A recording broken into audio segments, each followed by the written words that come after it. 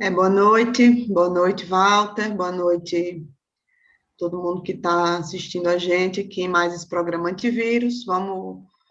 Começar, vamos começar mais uma discussão de conjuntura que a gente faz aqui toda quinta-feira, né? E o nosso tema de hoje é povo na rua, vacina no braço, comida no prato e fora Bolsonaro já, né?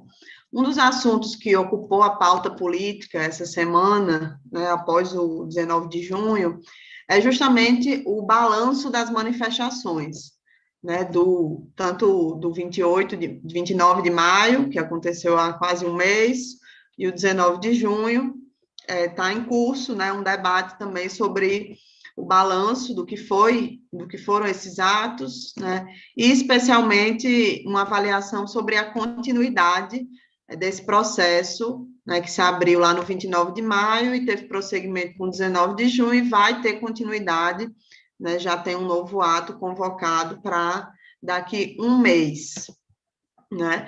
Primeiro, comentar que a cobertura da Globo e da Folha foram detalhadas, né, sobre os atos, e, em geral, foram favoráveis, né, o que anima muita gente do nosso lado, e claro que a gente tem que reconhecer que pode ser útil, né, ter uma cobertura, ter uma narrativa nos grandes meios de comunicação favorável às mobilizações, mas também vamos lembrar que precisa ser motivo para a gente se atentar que tem disputa, né, de vários campos em torno dos rumos, né, que esse movimento pode tomar, né, o que vai sair, né, disputa em torno do que sairá desse novo ciclo, onde a luta social e popular de rua está finalmente em cena, né, entrando em cena depois de mais de um ano de pandemia. Entre nós, da esquerda, especialmente no PT, aparentemente desapareceram aquelas figuras que defendiam que a gente não deveria ir às ruas ou que não deveríamos convocar o povo a ir às ruas, né? No fundo, uma parte, se não todos, que defendiam isso, achavam que as manifestações seriam minúsculas, que isso nos envergonharia, né? E principalmente também achavam, ou ainda acham, né, que não é necessário fazer mobilização de rua. É a turma que acha que a eleição de 2022 vai resolver todos os nossos problemas e que a gente deve ficar de hoje até lá se preparando para isso, sem colocar na equação que, inclusive, a luta social e a mobilização de rua, feitas por nós, né, desde já, é também parte da preparação para a gente ter força na disputa eleitoral, seja em 2022, seja antes ou em outras lutas fundamentais, como a luta pelo impeachment, né? De toda forma, quem defende isso, como eu disse, pelo menos desde o dia 30 de maio, e principalmente depois do dia 20 de junho, está na toca, né? Não está falando do assunto. Mas tem outras discussões que estão em curso, que tem relação com essas posições que colocam 2022 e a busca pelo centro em primeiro plano, né? Um exemplo é uma análise que a gente tem ouvido, que acha que para as manifestações ficarem completas, digamos assim, falta o centro, né? Ou então que para darem impeachment, ou seja, para sair algo concreto disso aí, é preciso que o centro faça sua adesão ao movimento das ruas, né? Bom, sobre isso, vale lembrar que mobilizações massivas, tipo a das diretas já, não começaram com amplos setores participando, nem com amplos setores construindo, né? Elas foram se ampliando à medida em que justamente as ruas se fortaleciam. Então, uma coisa não está necessariamente vinculada à outra dessa forma, né? Não dá para dizer que só vai acontecer algo se tiver a adesão do centro, desde já, enfim, no atual processo, no atual estágio. Por isso, que é importante que a gente siga nas ruas, né? Que a gente continue construindo, convocando e participando das mobilizações que estão sendo feitas pelos setores populares. Mas até quando? Até quando vamos continuar defendendo e agora, finalmente, comparecendo a essas mobilizações? A nossa resposta é: temos que ficar nas ruas até Bolsonaro ser derrotado, né? O objetivo das manifestações é derrotar Bolsonaro, né? De preferência agora, pelo impeachment. Mas vamos lembrar que também não é só pelo impeachment, pela via do impeachment, que os governos caem, né? Que governos como os de Bolsonaro caem. É por isso, aliás, que toda vida que ele aparece nervoso, né, se especula acerca de uma renúncia ou mesmo sobre algum tipo de golpe militar contra o presidente militar, né? De toda forma, o próximo ato foi marcado para o dia 24 de julho, né? Sobre isso, uma outra coisa que eu queria comentar é o seguinte: alguns setores estão polemizando sobre a data, né? Seria uma data distante, que isso indicaria algum tipo de tentativa velada de desmobilizar ou de fazer sem fazer, né? Eu não acho que seja isso, não é disso que se trata, na minha opinião, né? Primeiro porque achar que já existem as condições para realizar atos massivos todos os dias, todas as semanas, convenhamos, superestimar a nossa situação, né? A gente, obviamente, melhorou de patamar em relação à luta social, levando em conta, pelo menos aí o período da pandemia, não há dúvidas de que esse é o nosso melhor momento, né, em relação à capacidade de organizar e disposição para ir às ruas lutar contra o governo, mas a gente não pode correr o risco de ter um descenso, né, ter manifestações que sejam mais fracas que as anteriores. Então, o espaçamento de tempo também passa por esse processo de construir condições para que as manifestações aumentem de tamanho, aumentem de volume, aumentem de importância e não diminuam, né?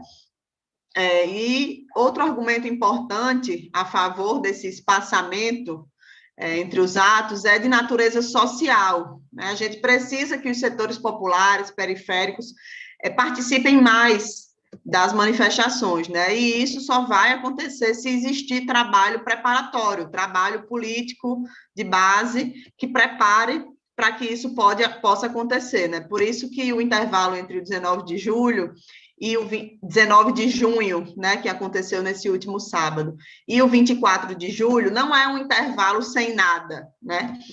O que a gente deve fazer nesse período, nesse tempo, é intensificar o trabalho político cotidiano junto ao povo, para que a revolta contra o governo Bolsonaro se amplie, né? E que a gente seja capaz de aumentar ainda mais o volume, a periodicidade dos atos e, principalmente, de diversificar a composição social para além dos setores mais militantes. E um terceiro argumento é o seguinte: a gente precisa ampliar a coordenação política entre as diversas organizações que estão construindo os atos, né? Os partidos, frentes, sindicatos, movimentos que estão convocando essas mobilizações, né? A gente não pode facilitar a situação para os que já estão tentando interpretar os atos à luz de suas conveniências, como, por exemplo, essa discussão de que falta o centro ou só funciona se o centro vier, né? Vamos lembrar que a Globo e a direita, o que eles conseguiram fazer com 2013, por exemplo, né?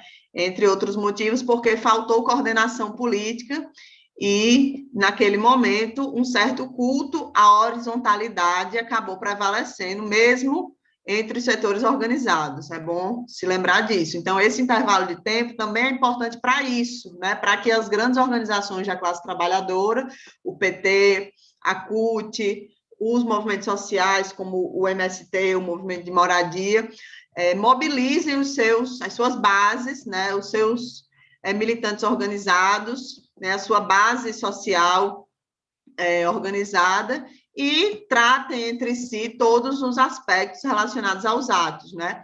Principalmente, inclusive, a preparação para a reação do lado de lá, que se acontecer o que a gente quer que aconteça, que é uma crescente na mobilização, certamente virá, a gente não pode subestimar, né? Porque, assim, convenhamos, Bolsonaro não está derrotado, né, gente? A vacinação está avançando, isso é um fato, né? A gente está sentindo já a vacinação avançando, vendo as pessoas se vacinando, e agora a gente sabe que tem corrupção descarada envolvida nas ações de governo relacionadas à vacinação, né? Então, não é só descaso, não é só negacionismo científico, né? É corrupção que está envolvida nisso. Então, a coisa de negar a Pfizer e escolher outra por um preço muito maior, enfim, está aí, né? As coisas estão aparecendo. E isso pode, né? O avanço da vacinação, especificamente isso, pode ter efeitos, né? Ainda que minúsculos, mas pode ter efeitos na economia, nos empregos, né? Por exemplo, já é praticamente certo que vai ter carnaval no ano que vem, em 2022. Isso muda o clima do país, né? E pode vir sim a reduzir a bronca popular, né? O ânimo do povo contra ou a favor desse governo Bolsonaro, né? Além do mais, o governo está abrindo o cofre, né? Está abrindo os recursos, está tirando recursos de setores importantes, como, por exemplo, da educação, e vai usar isso eleitoralmente, né? Já está usando isso para tomar medidas eleitorais através da máquina da União, né? E é bom lembrar também sempre que o grande empresariado não está divergindo dessa orientação econômica do governo, né? No fundo, o que irrita os grandes empresários, os grandes capitalistas brasileiros, é que Bolsonaro não está bem eleitoralmente e que corre o risco de perder para Lula, né? Mas do ponto de vista econômico, eles têm apoio, né? O governo tem apoio do grande empresariado que acha, no fundo, que era para Bolsonaro estar, né, ser menos atrapalhado, digamos assim, falar menos coisas toscas e ter outro comportamento de forma que não estivesse correndo risco de perder a eleição. Mas, seja como for, é possível que em outubro de 2022, que é a data para a qual está marcada a eleição, o clima do país, né, seja o mesmo que a gente está agora. Mas também pode ser melhor e também pode ser pior, por exemplo, se avançar a questão do apagão, né? Que é um tema que a gente também precisa acompanhar com atenção. Por tudo isso, é que a gente tem insistido sempre, né? Que não dá para se escorar, não dá para a gente se escorar em pesquisas que tentam vender que o jogo já está jogado, né? Seja para um lado, seja para o outro, porque o jogo não está jogado, né? O ambiente pode mudar muito, pode melhorar para o nosso lado, pode melhorar para Bolsonaro, enfim, o jogo não está jogado por diversos motivos. Um desses motivos é algo que a gente também sempre comenta aqui, que nunca pode ser esquecido, é a impressionante resiliência que a extrema-direita que está governando o Brasil já demonstrou, né? Que tem, e principalmente a sua radicalidade, né? Eles são muito radicais. Basta ver o exemplo mais recente agora dessa semana. Toda semana parece que tem um novo exemplo que ilustra a capacidade de radicalização política do governo Bolsonaro, né? O mais recente é essa ameaça de fortalecimento dos poderes da justiça militar, né? Com civis sendo processados, julgados e condenados. Bolsonaro está defendendo isso pela justiça militar, quando supostamente cometer crimes em relação às Forças Armadas. Isso pode significar falar mal das Forças Armadas, virar crime de calúnia e difamação e ser processado pela Justiça Militar, né? Então, esse é um dos exemplos aí da radicalidade do governo e motivo pelo qual a gente não pode subestimá-los, né? Subestimar a sua capacidade de resistir e de ser resiliente a todo o desgaste que está em curso. Outro motivo que a gente também não pode subestimá-los, é que simplesmente os caras estão mudando as regras do jogo, né? O tema do distritão, por exemplo, está pairando, né? As informações que a gente tem aqui, a preço de hoje, não muda, não vai passar, mas cada vez mais surgem burburinhos, né? Conversas de pé de ouvido de que a coisa pode vir a avançar. Então, esse é um assunto para a gente acompanhar, né? E se o distritão for aprovado, vai ser impossível a gente ter um Congresso melhor do que o Congresso atual. Outro exemplo de mudança de regras que está em curso, né, a gente já lembrou disso algumas vezes aqui no Antivírus também, é o debate sobre o voto impresso.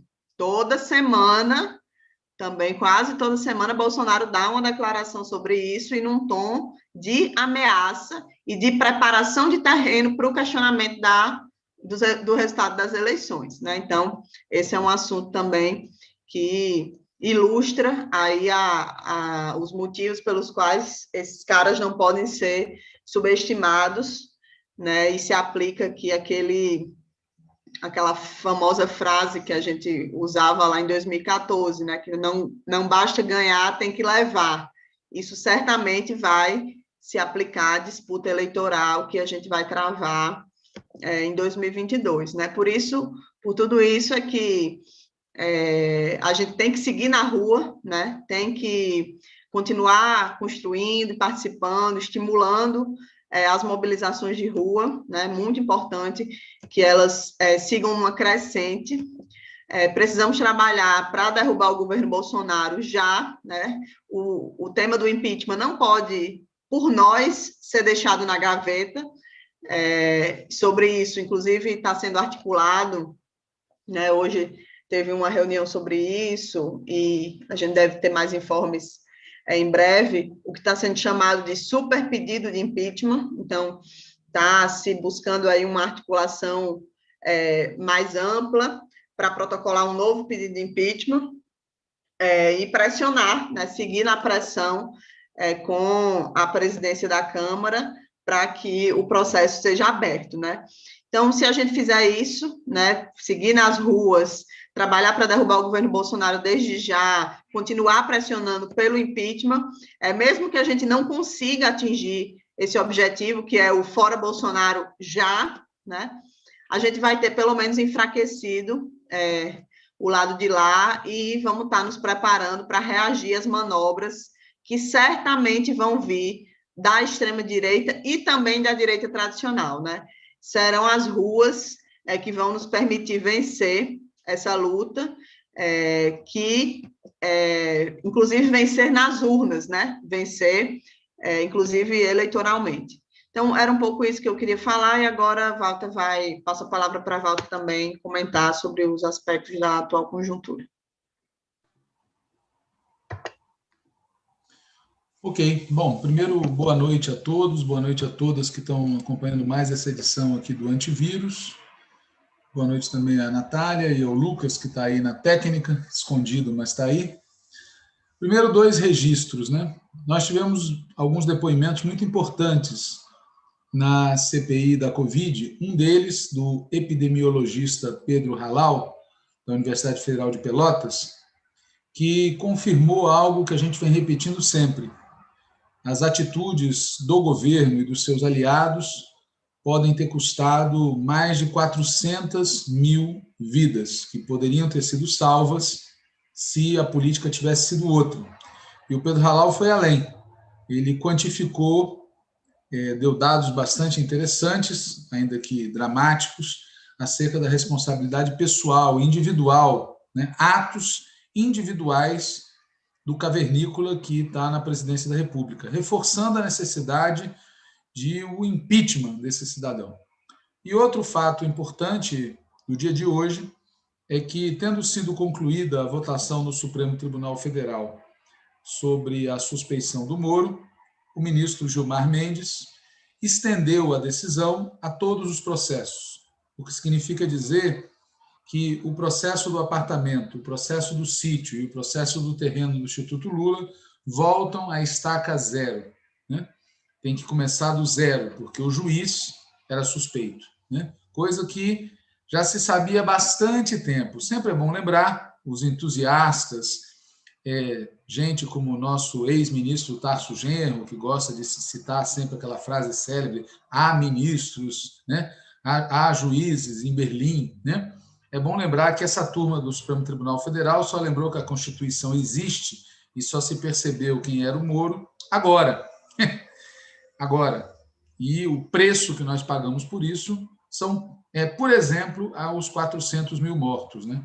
Essa gente, se tivesse respeitado a Constituição no momento certo, muitas vidas teriam sido salvas. Bom, feito esses dois registros, eu quero retomar o fio da meada exatamente a partir da onde a Natália deixou. O destaque da conjuntura foi a manifestação de 19 de junho, realizada em centenas de cidades brasileiras, pedindo basicamente vacina no braço, comida no prato e fora Bolsonaro.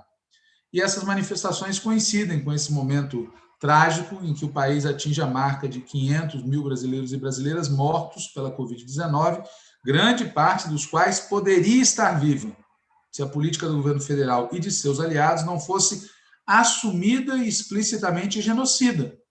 Porque essa ideia, tá certo, da contaminação de rebanho, da imunização de rebanho, é genocida, por definição. Bom, o 19 de junho foi maior ou menor do que a manifestação de 29 de maio? Qual a composição social de quem foi às ruas? Que setores políticos participaram? Quais podem vir a se somar? Tem diferentes opiniões a esse respeito e a respeito também de outras questões. Mas não há dúvida de que nós estamos entrando numa nova etapa da luta política nacional, marcada exatamente por maior protagonismo popular. E, na nossa opinião, como a Natália já destacou, a gente tem que aproveitar essa situação para formar e consolidar uma onda oposicionista, popular, de massas, que tem como uma de suas prioridades afastar imediatamente o cavernícola. Pode ser, como já foi dito, que a situação para Bolsonaro venha a piorar futuramente. Mas, se a situação piorar para ele e o povo não estiver na rua, quem vai se aproveitar dessa piora não será a esquerda. E pode ser, por outro lado, que a situação objetiva melhore para o Bolsonaro. E, nesse caso, é fundamental pôr o povo na rua para tentar derrubá-lo agora, para não dar a ele nenhuma oportunidade de recuperar a força ou de tentar medidas golpistas, como é da sua natureza. Como já foi dito, a próxima manifestação foi convocada para o dia 24 de julho.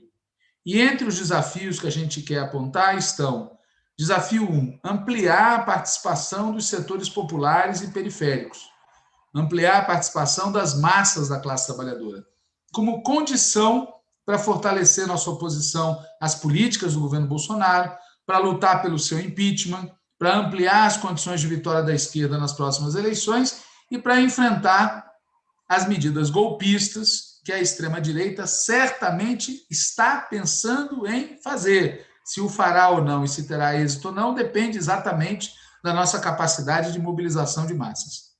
Desafio número 2, já foi dito pela Natália, mas eu queria repisar, ampliar a coordenação política das manifestações, para evitar a captura das manifestações por outros setores políticos, como ocorreu a partir de certo momento nas famosas manifestações de 2013. E como também já foi destacado, essa mudança no tom da cobertura dos grandes meios de comunicação, Folha de São Paulo, Globo News, etc., se é boa para nós, indica que os caras estão querendo disputar uma versão. A Globo, quando fala de democracia, quando fala de defesa da vida acima de tudo, está tentando se apropriar da pauta do povo para depois tentar enganar e submeter o povo. Eles sempre fizeram isso. Não é a primeira vez que eles fazem, ainda que tenha gente que sempre é enganada, Inclusive gente muito boa, gente de esquerda, gente supostamente experiente, cai nessa esparrela o tempo todo. E desafio número 3, já foi dito, quero frisar, é preciso reforçar os vínculos entre as frentes, entre os sindicatos, entre os movimentos, entre os partidos do campo democrático, popular e de esquerda. Lembrando que nas manifestações tem muita gente que está participando que não é alinhada com nenhuma organização. E aí eu queria falar especificamente do PT. O PT precisa ir às ruas com as nossas bandeiras, com a nossa estrela, com cartazes do PT, com as nossas cores, com muito vermelho, com blocos de petistas e com as nossas lideranças presentes e falando. E o discurso político do partido tem que convergir para construir esse movimento de massas pelo Fora Bolsonaro já, pelo impeachment já e por um programa alternativo para o país. Desafio número 4, que é esse de convidar para participar das manifestações todos os setores que se opõem a Bolsonaro, pelos mais diversos motivos, inclusive porque constatam seu envolvimento com corrupção, né? A esse respeito, tem uma polêmica curiosa rolando aí nos meios de comunicação. Por exemplo, o professor Marcos Nobre, aquele que defendia as prévias, lembra, em 2018, escreveu recentemente, deu uma entrevista, dizendo que os organizadores das manifestações não deveriam estimular bandeiras partidárias. E eu li num post um cidadão dizendo que os organizadores das manifestações deviam dar garantias de que não haveria hostilidade aos líderes de centro-direita que comparecessem. E, no outro lugar, também li que a gente tem que recuperar a bandeira verde e amarela. Na boa, errar uma vez é humano, insistir no erro, porque vamos combinar, né? O que esses caras querem, ou mesmo que eles não tenham consciência disso, eles contribuem, é para criar um clima daquelas manifestações sem partido. E, aliás, em 2013, foi a esquerda que foi agredida, inclusive por alguns desses que pedem agora com motivos, tá certo? Porque tem consciência pesada, ficam se perguntando se vão ser bem recebidos.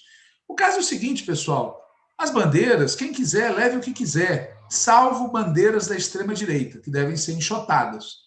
Mas, fora isso, quem quiser participar das manifestações porque é contra o governo, porque é a favor do seu impeachment, tem que comparecer. Mas não vamos nós, de esquerda, cair no erro de transformar símbolos nacionais em símbolos partidarizados. Isso não é bom, nem quando a direita faz, nem quando alguém de esquerda quer fazer, tá certo? Já vimos no passado recente no que isso deu. De toda forma, é verdade que o impeachment depende do apoio e do voto de setores políticos que defendem posições programáticas, em muitos casos profundamente diferentes das nossas. Mas o jeito de trazer esses setores para apoiar o impeachment não é ser suave com eles, é demonstrar força. Como a Natália já lembrou, a mobilização das diretas já, e o mesmo vale para o Fora Collor, não contou desde o início com uma representação política ampla. E foi o PT e a esquerda que teve papel fundamental para impulsionar essas e outras ações no começo. E ele foi se ampliando, eles foram se ampliando à medida em que se fortaleciam nas ruas. É manifestar força que vai trazer esses setores de centro, centro-direita, que podem vir a apoiar o impeachment, que ainda não estão fazendo o que precisam fazer, apesar de 500 mil mortos. Esses caras não se mexem, tá certo? Mas que venham, mas é com o povo na rua que a gente pode trazer essa turma, que a gente já pode abalar esses que estão do lado de lá, inventando pretextos para não defender o óbvio. Sempre eu lembro, o Fernando Henrique, ano passado, pedia tolerância com o Bolsonaro. Olha o que deu. Quantas milhares de pessoas morreram por causa da tolerância de gente como o Fernando Henrique e outros. São culpados por isso. E a gente não deve passar o pano nessa gente, né? Não deve passar o pano nessa gente. A gente tem que lembrar sempre que a gente não joga sozinho. Do lado de lá tem duas direitas. E uma dessas direitas, a do Bolsonaro, tem como seu núcleo duro o Partido Militar. E nesse terreno, a entrevista recente do presidente do Supremo Tribunal Militar se soma a diversas outras demonstrações do profundo compromisso e solidariedade entre as Forças Armadas e o governo Bolsonaro. Mais do que isso, entrevistas como a do presidente do Supremo Tribunal Militar demonstram que a cúpula militar está fazendo e quer continuar fazendo política aberta e publicamente. Há o arrepio da Constituição. E, aliás, as críticas que vêm sendo feitas pelo general Santos Cruz demonstram a mesma atitude. A mesma atitude. É inconstitucional e ilegal do mesmo jeito. E pode acontecer, a gente tem que estar esperto para isso, que o partido militar, para se preservar, ele próprio, em algum momento, pode vir a tirar essa peça que é o Bolsonaro. Para que eles continuem mandando, eles podem muito bem trocar essa peça desgastada, né? Embora, é bom dizer, a Natália já citou, que essa figura, esse cavernícola, está tomando todas as precauções, como se viu nas medidas recentes que ele vem anunciando, para facilitar a integração de militares em postos de governo. Seja como for, do partido militar não virá nossa salvação, nem das Forças Armadas, nem das polícias. Ali não tem capitães de abril, né? E tem, além dessa direita bolsonarista, essa extrema-direita, que tem seu núcleo nas Forças Armadas, tem também a outra direita, a direita gourmet, a direita tradicional, que segue operando. Tem muita gente que acha que eles desistiram de ter candidato. Tem muita gente que acha que vai prevalecer o que o inefável FHC disse recentemente, que não tem jeito, né? Vai tapar o nariz e vai votar no Lula. Mas o que o FHC disse é que devem fazer algo assim se não surgir alternativa. E pode surgir alternativa e eles estão trabalhando por isso. Claro que eles têm uma dificuldade. A direita gourmet tem a seguinte dificuldade: o espaço está ocupado por Lula e Bolsonaro. Mas quem garante que não possa acontecer algum fato novo? Vamos lembrar de 2018. Em 2018, o Lula também liderava as pesquisas e eles fizeram o que fizeram. E não vamos esquecer que no terreno programático, a direita gourmet e a extrema-direita têm imensas afinidades. Basta ver o que vem sendo feito pela maioria do Congresso Nacional. Bom, portanto, pode pintar novidade, a gente tem que estar esperto para isso. E elas podem surgir de vários lugares. Um desses lugares, como já foi dito aqui pela Natália, é uma mudança de regras no sistema político e eleitoral, né? Propostas como o Distritão destruiriam os partidos e ampliariam a maioria conservadora na próxima legislatura. E mais grave que isso, eliminariam as minorias, acabaria o direito das minorias. Propostas como o Distritão destroem a representação das minorias. Na maioria dos estados brasileiros, só vai ter parlamentar de direita. E no passo seguinte, na maioria das câmaras municipais, só vai ter parlamentar de direita. Uma ditadura perfeita, porque parece que tem votação, parece que tem democracia, mas é uma democracia totalitária, que só favorece as maiorias e faz desaparecer as minorias. E por falar em ditadura, vamos lembrar que Bolsonaro não se limita a acreditar que o cenário sanitário e econômico, mais determinadas ações de governo, podem vir a ampliar as chances eleitorais dele. Nem o Bolsonaro se limita a esperar que os lucros que o grande capital está tendo, especialmente o agronegócio e o setor financeiro, vão reduzir os apoios empresariais para uma eventual terceira via e, no limite, os empresários vão ficar com ele.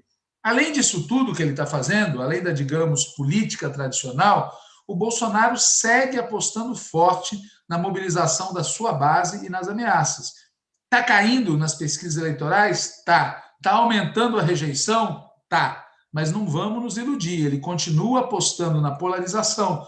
Está disputando o voto dos evangélicos, dos motoristas de caminhão, dos motociclistas, dos agentes de segurança, com um discurso que é radical e negacionista, anticomunista, fundamentalista.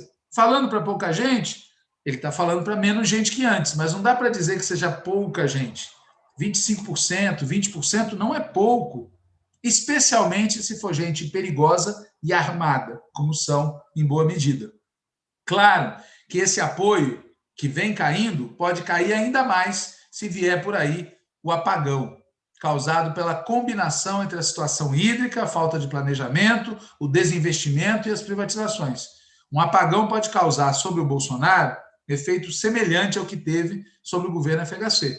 E, além disso, aconteça o que acontecer com a economia, como dizia aquele ditador Médici, né? Tem situações em que a economia vai bem e o povo vai mal. E é isso que vai continuar acontecendo no Brasil.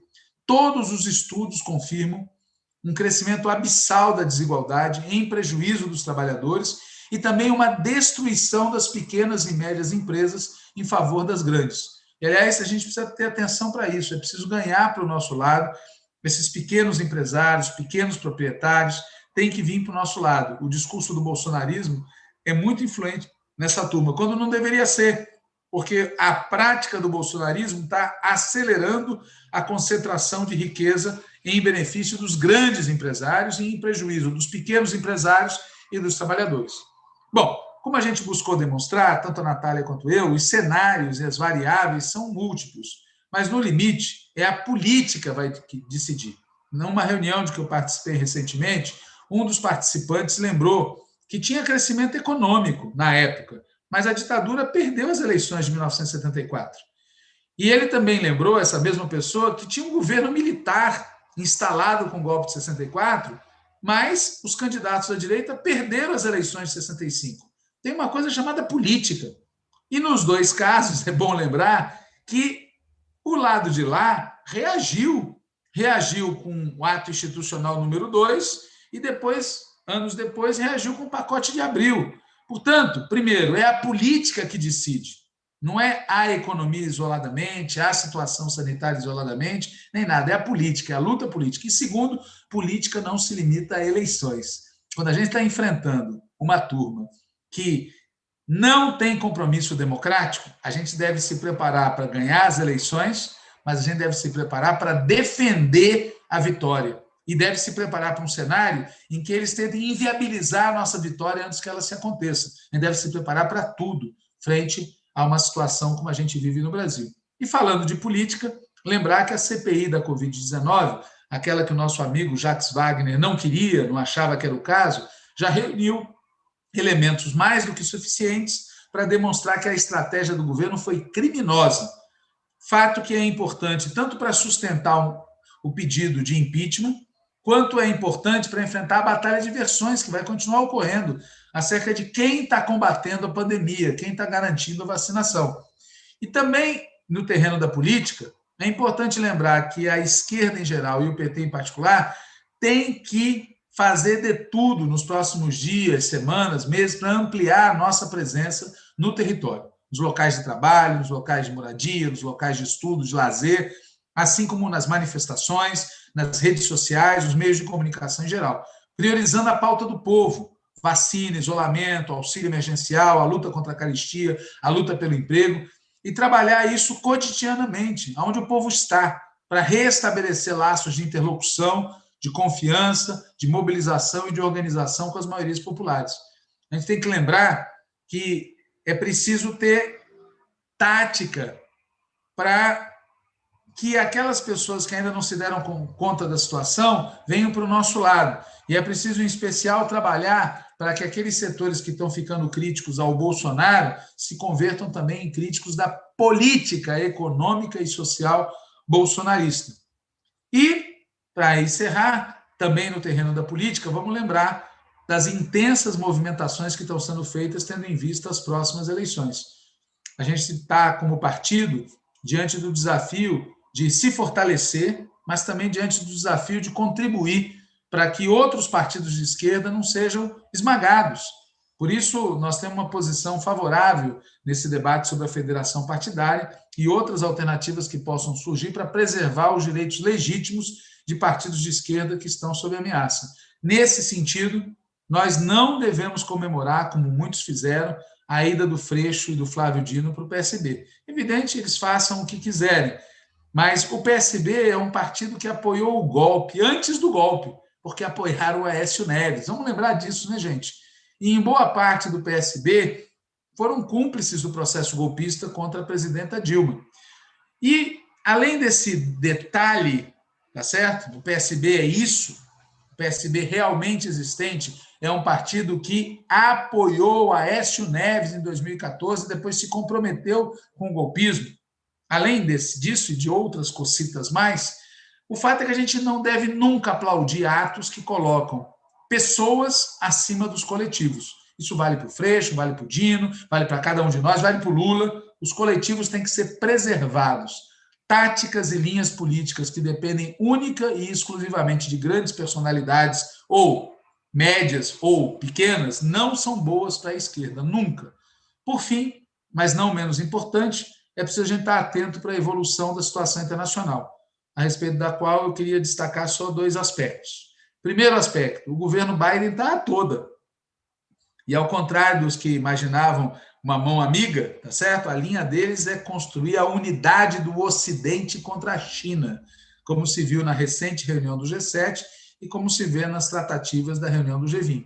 Quem acha, portanto, que o Biden vai assistir tranquilo à volta do PT ao governo, ou é ingênuo, ou, no fundo, está trabalhando com a ideia de que o PT assine uma espécie de carta aos gringos, se comprometendo a abandonar uma política altiva e ativa, se comprometendo a abandonar a defesa da unidade latino-americana e caribenha, se comprometendo a abandonar uma política junto à África, uma política sul-sul, e, em especial, se comprometendo a abandonar, os BRICS, certo?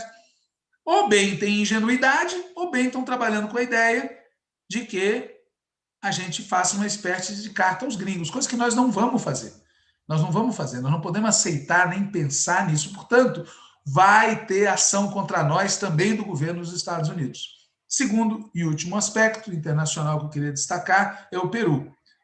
Pedro Castilho foi eleito presidente, ainda há ameaças contra a sua vitória, contra a sua posse, e mesmo que essas ameaças sejam totalmente superadas, o Castilho já está enfrentando uma dupla oposição.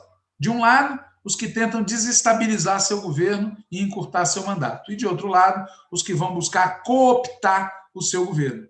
Para dar um exemplo, somando todos os partidos que podem apoiar o governo do Castilho, dá 45, num total de 130 congressistas, para ter uma ideia de uma das muitas dificuldades que o governo do Pedro Castilho vai enfrentar. Agora, não tem nada de novo nisso. O mesmo já ocorreu aqui e vai voltar a ocorrer. Só tem 3 jeitos de impedir que a burguesia faça o que ela está já preparando no Peru e que vai fazer contra nós aqui também.